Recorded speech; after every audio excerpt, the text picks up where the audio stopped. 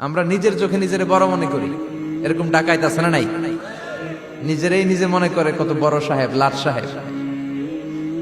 মান তাওয়াদা তারাফা, এটা হচ্ছে সুন্নাতুল্লাহি ফিল আরদ। মান তাওয়াদা তারাফা, যে নিচে নেমে থাকতে চায় আল্লাহ ওরা টেনে উপরে উঠা, আর যে খালি উঠতে চায়, হিংসা করে অহংকার করে উপরে ঠেলতে চায়, ওরা নিচে নামায় দেয় কে? সাইয়েদনা আদমকে আল্লাহ বললেন, আদম সাল্লিম আলা উলাইকা নাফার লাম্মা খালাকাল্লাহু আদম ওয়া কানা তুলহু 60 যিরাআন।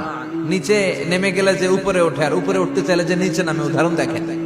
আদম আলাইহিস সালামকে তৈরির পর আল্লাহ বললেন, আদম সাল্লিম আলা উলাইকা নাফার, এই ফেরেশতাদের সালাম দাও। কি দাও? সালাম দাও। কোনো প্রশ্ন নাই, আল্লাহ সালাম দিব কেন?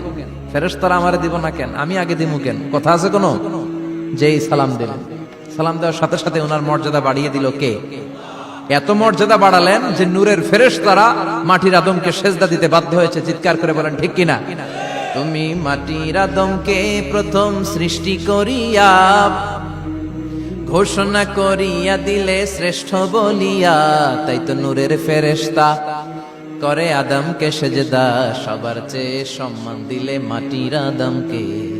আল্লাহু আল্লাহু পড়েন, আল্লাহু আল্লাহু তুমি জাল্লে জালালুহু, শেষ করা তো যায় না গে তোমার গুণগান।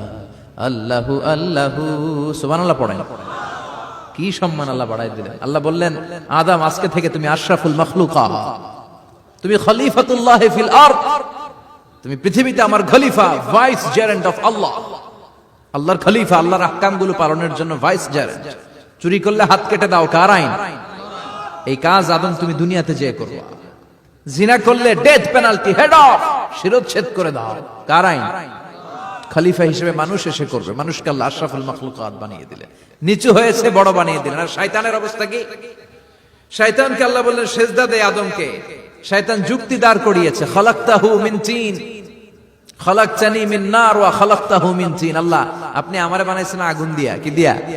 আগুনের ধর্ম উপরের দিকে উঠে, আর মাটির ধর্ম সে নিচে পড়ে থাকে, আমি কেন সেজদা দেব?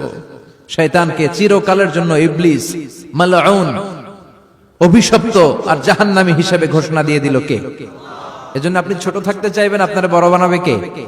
আর আপনি নিজে যদি বলেন আমি বড়, থাপ্পড় মেরে আপনারা নিচে নামাই দিবে কে?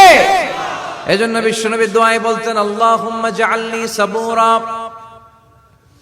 ওয়াজআলনি শাকুরা ওয়াজআলনি ফি আইনি সাগীরা ওয়া ফি আ'য়ুনিন নাসি কাবীরা। ও আল্লাহ, আপনি আমারে ধৈর্যশীল বানান, আপনি আমারে শুকরগুজার বান্দা বানান, আমার চোখে আমারে আপনি ছোট বানান, মানুষের চোখে আপনি আমারে বড় বানান।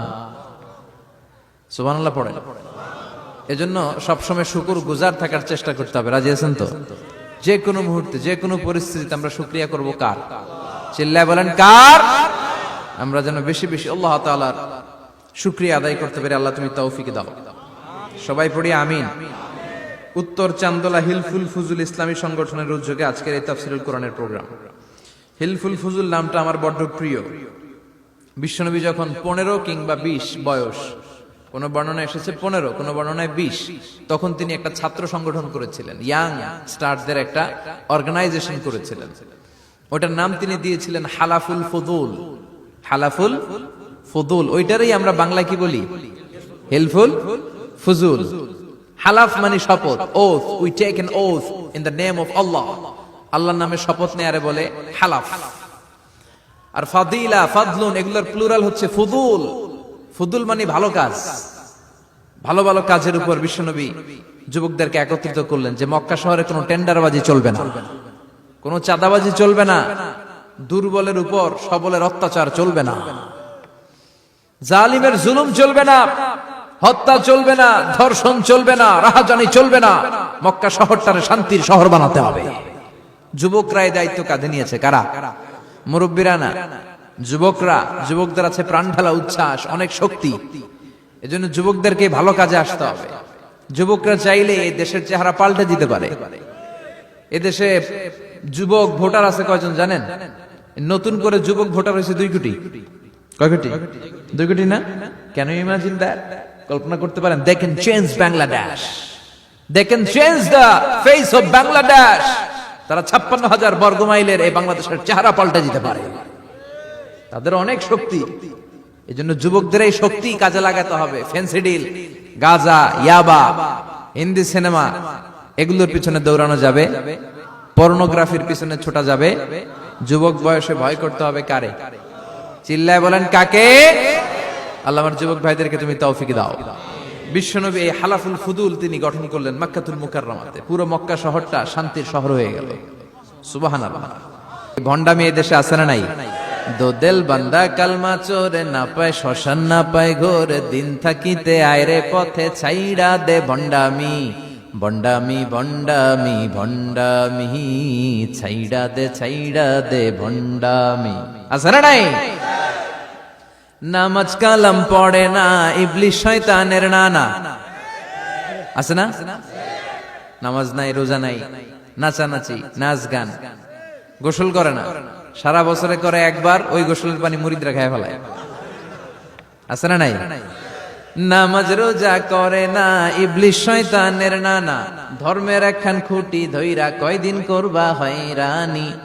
ভণ্ডামি ভণ্ডামি ভণ্ডামি, ছাইড়া দে ভণ্ডামি। ঠিক কি না?